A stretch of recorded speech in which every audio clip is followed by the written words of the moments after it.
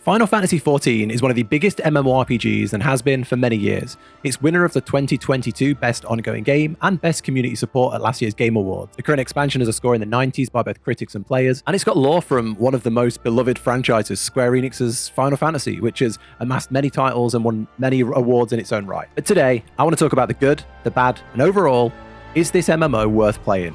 So let's talk first about the current expansion and kind of what you're getting yourself into.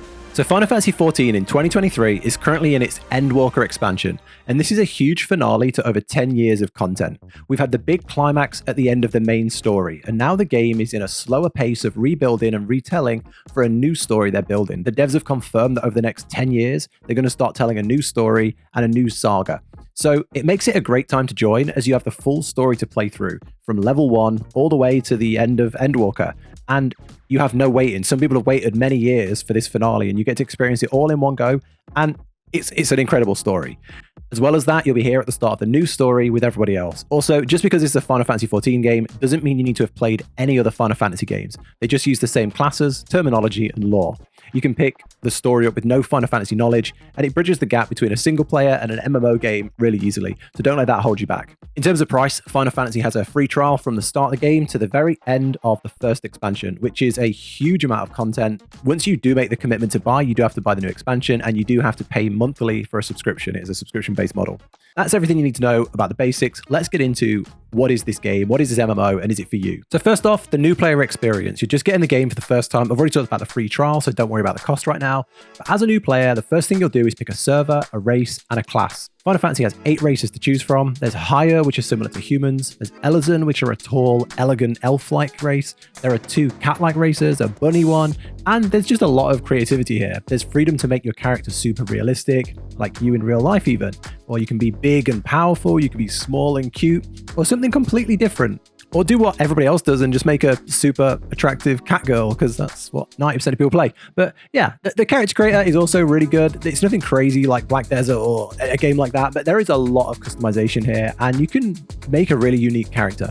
You can unlock a lot more hairstyles as well from playing different parts of the game. So don't worry if you feel like there aren't enough or you just can't quite get one you want. You'll unlock more as you start playing, and then you can just go to like the equivalent of a hairdresser and just get a new hairstyle. Once you've got your class, you pick your job, and that decides where you start the game. Once you continue the main story to a certain part, you unlock the other main cities, and then you can change jobs freely whenever you want. So don't feel like you're locking yourself into a certain job at the start. Just pick one you like the sound of and get going. There's a ton of classes in the game. There's 4 tanks, 4 healers, and I think 12 damage dealers altogether. And some of these are iconic to the Final Fantasy franchise. So if you've played any other Final Fantasy game, you might resonate with some. There's the Dragoons that jump into the air like they did in the game. There's Black Mages casting the iconic Fire 1, Fire 2, White Mages with Cure and Azuna. And then there's just some super creative ones like the new classes that came in Endwalker, Reaper and Sage. Really interesting, really unique, and super fun to play with. Final Fantasy uses a job-based system, which is essentially classes from other MMOs, except they're all available on one character. Playing as a warrior and you want to play a rogue, you just go to the rogue trainer in the city, press the button, and you switch to that job. This is one of the coolest parts about Final Fantasy, and every single job in the game has a story. Of course, it's a story-based MMO, and every job has a very interesting, for the most part, story going through. As you progress, you get new spells from the story as well. And you progress and evolve. Your classes evolve. So for example, the rogue turns into a ninja at a certain level, and the story pushes you through that journey. And it's really different way to do a job-based system. Unlike in other MMOs where you have a bit more customization over your class, I think Guild Wars, World of Warcraft, most MMOs really where you do have that flexibility. A paladin can be a tank, a healer, you can build it a certain way. But Final Fantasy follows a very locked system where a warrior is a warrior, a astrologian is a healer, and that's it. No spec, no talent tree, it is what it is. Final Fantasy also has the holy trinity of healer, tank, DPS, where every piece of content technically needs 1 or 2 tanks, a healer or 2, and then a bunch of damage dealers. And one positive here is because every character can level multiple jobs, most people have a healer or a tank at endgame leveled. So it does make it much easier to get into content with friends, not have to worry about switching characters, and just grouping up with things generally feels very easy. So I'd say this is a bit of a double-edged sword in terms of things. The role system, the job system is fantastic, incredible. One thing I love about the game. But what you get in balance and ease and simplicity, you give up the complexity of classes, specs, talent trees, and customization. So we have to start with the story, because All MMORPGs have a story of some sort, but that doesn't do Final Fantasy XIV justice because it almost feels like a single-player game first, and then an MMORPG second. In Final Fantasy XIV, you're not leveling to endgame like other MMOs. You're playing through the story. That means every single story quest from the base game at level 1, A Realm Reborn, which was their base story, all the way through every single expansion before you can even step into any endgame content.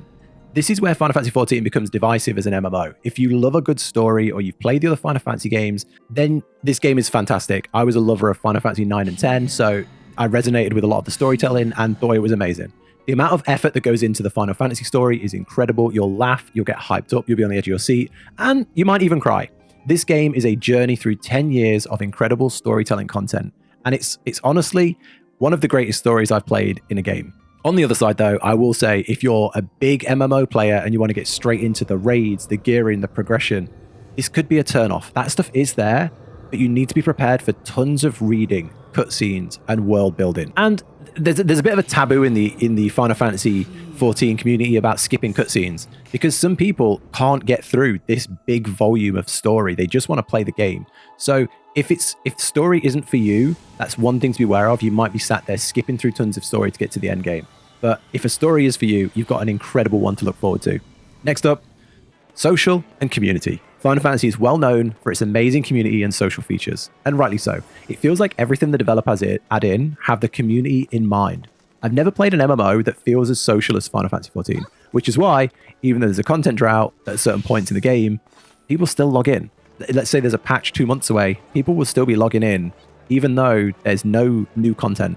Lots of players will just do it to hang out with friends, partake in events, or just live in a world that they care about. It has a complete housing system. You can buy a house either solo or with your free company, or you can move in a friend. Free companies are Final Fantasy guilds, by the way. You can decorate it both inside and in the garden. Some people use this as a place to hang out and chill. Others turn their houses into shops, cafes, nightclubs, and open them to the public. And this does so much for building the community. There is a massive emphasis on interaction with other people. There's tons of emotes. Bards can play music in the cities or their houses or anywhere, really. There's casual glamours like streetwear, non-combat clothing. The cities just feel alive with people just hanging out and chatting. And that's why Final Fantasy is probably the best social MMO with one of the most accepting and engaging communities. In Final Fantasy, the zones are a place to meet people, to have fun, and to just be a part of the world. And it's probably the only MMO I've really felt that since I was a child and playing, classic WoW many years ago, and we were all new to the internet and just wanted to make friends. It feels like that's back in Final Fantasy where people are out here just to make friends. You'll get invited to a guild and people will just do social things that aren't about progressing their character or dungeons. They're just a social activity because people care about the community in this game, which it was new to me, but I really appreciate it. The solo content in this game, I would say Final Fantasy XIV is the king of solo content. There is so much to do that I'm struggling to even process it all on the list. There's bunches of tribes out in the open world. These they used to be called beast tribes, now called tribes, and they're like your daily quests. They give you outfits and mounts for building reputation with them, similar to reputations in WoW, for example, if you've played that.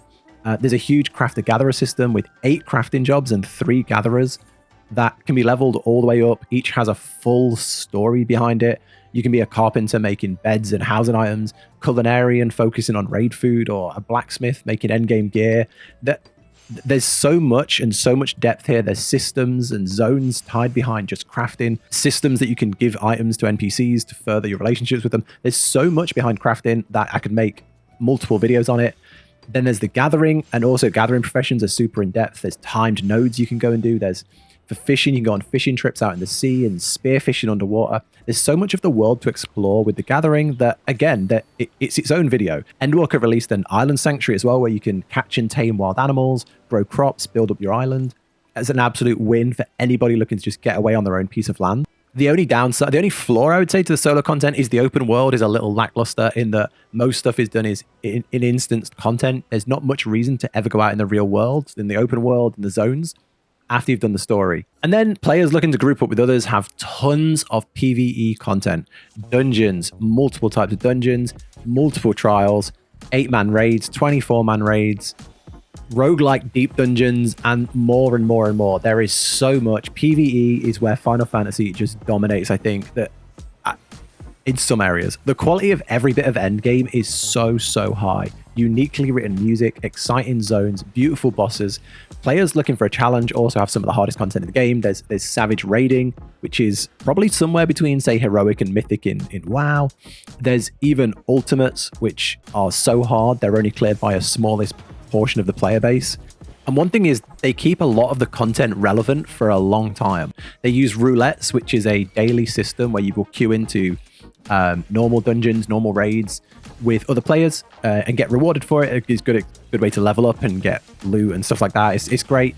And these roulettes bring you back to old dungeons all the time, which is a really good way to keep them fresh. One warning I will give about the PvE endgame is set your expectations somewhere else for the gearing and progression, because there's only two good ways to gear, and it's through like a tombstone system, which is from the roulettes I just spoke about, or doing savage raiding. And that's kind of it. There's not really an open world gear or a PvP gear.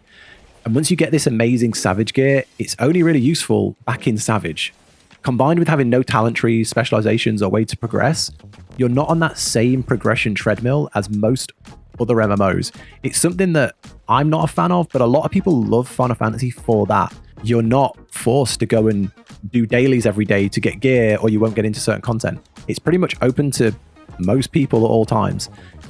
If you've got that thrill of progression, it's frustrating, but if you want to get away from that, it's a haven. So just wanted to get that in there. For every possible thing to say about the group PvE content, PvP is meh. It exists. It's not, in my opinion, this biased take, it's not Final Fantasy XIV strong point. They've done a lot to revamp it in Endwalker.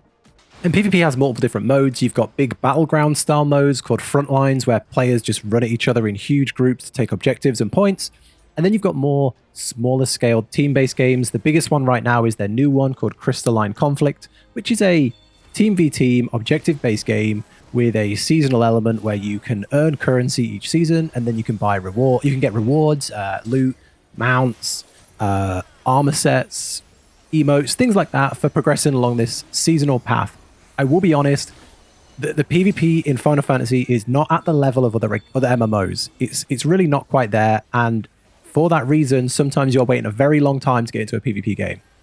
If I had to critique it, I would just say they've made PvP extremely balanced by reducing the amount of abilities you can take in, and by completely removing armor. There's no armor grind. You can't get better gear for PvP.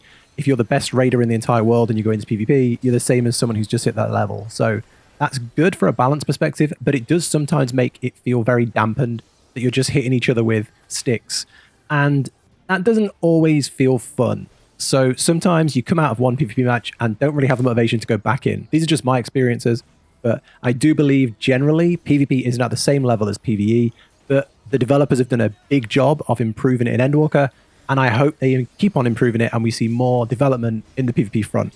If you're a pure PvP focused person and that's why you want to play Final Fantasy, I think there are better games out there. I think pretty much every other MMO I've played does a better job at PvP. So if you're super PvP focused and that's what you're looking for, I think maybe avoid this one. It's not got the perfect PvP endgame.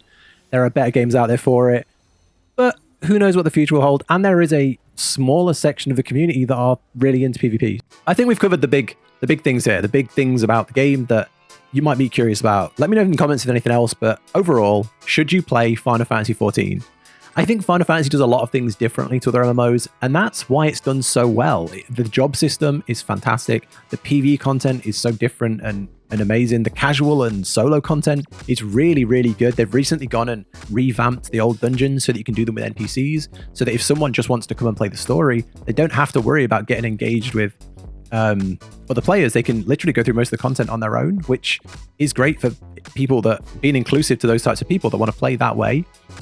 There's so much to love about the game and the community and the people and even the developers and what they add to the game. But it's not for everyone. If you're looking for an MMO with an incredible single player story, an amazing focus on solo and casual and community content, then Final Fantasy is the best MMO I would say out there. I've played a lot and I'd say it's the best. And then additionally, if you're looking for some super hardcore endgame, you're a real progression raider in whatever you play and you want to push this hard content, Final Fantasy again has got you covered. Unreal raids, extremes, savage raids, ultimates. There's a lot of really hard, challenging content that not everybody can get into and not everybody can play. And it covers you. It's got it all. It's really good, and it gives some of the best armor and equipment and cool items in the game. So lots and lots of positive things, and if you like any of that, it's great.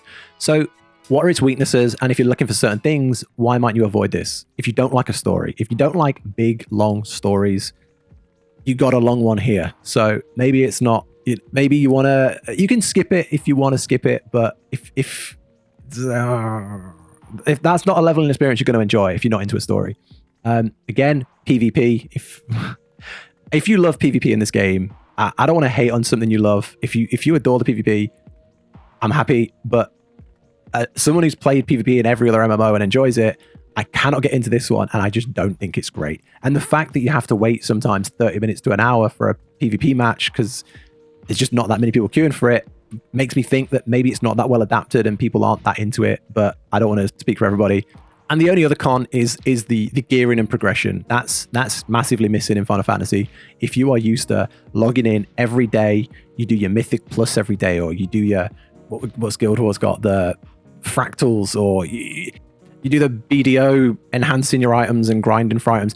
If you're into all that in MMOs, Final Fantasy doesn't do it great. It really doesn't. And if you're in that middle section of you don't want to push the hardcore progression raids and you want something a bit more challenging than a normal dungeon and you want to progress your character and gear, there's a bit of a little blind spot right there where I think people get frustrated. I've got frustrated at it. It's the reason I'm still sub to like World of Warcraft. That is one small area, but I'm picking out a few flaws in an ocean of positives. I just want to be fully transparent that there are a few problems in an otherwise flawless game. So overall, should you play Final Fantasy? 100%. You should. If you've never played it, and this gives you even a taste of wanting to try it, and you've watched the things playing in the background, go try the free trial. It's free. Go play ARR. It's A Realm Reborn. It's the base game. It's pretty like, it's the storytelling when it first came out. So get through that. Get into Heaven's Order. I think the story really picks up. The combat picks up. Start getting into some of the cool dungeons. It's a good game. It's a really, really good game. If you're not sold by Heaven's Ward, I don't think it's going to sell you. If you're not getting into the story, you're not getting into the combat, you're not enjoying the way Final Fantasy does things, you've not lost anything. And if you do enjoy it, you might find yourself playing one of the best MMOs out there. If you like the video, dropping a like helps me out a ton. Subscribe if you like MMORPG content and want more like this. And this has been a very honest review. I've picked out my favorite things and the worst things in the game that I think are worth talking about. But overall, I want this to be seen as a very positive review. I love the game. I think it's worth playing, and I think it's great. If you have anything to add, let me know in the comments. What are your favorite things? What are your worst things? Have you tried it? Did you get on with it? Do you play it? Let me know. I'm really curious. One of my favorite games. Would love to hear more. That's it for this video. Take care, everybody, and I'll catch you in the next one.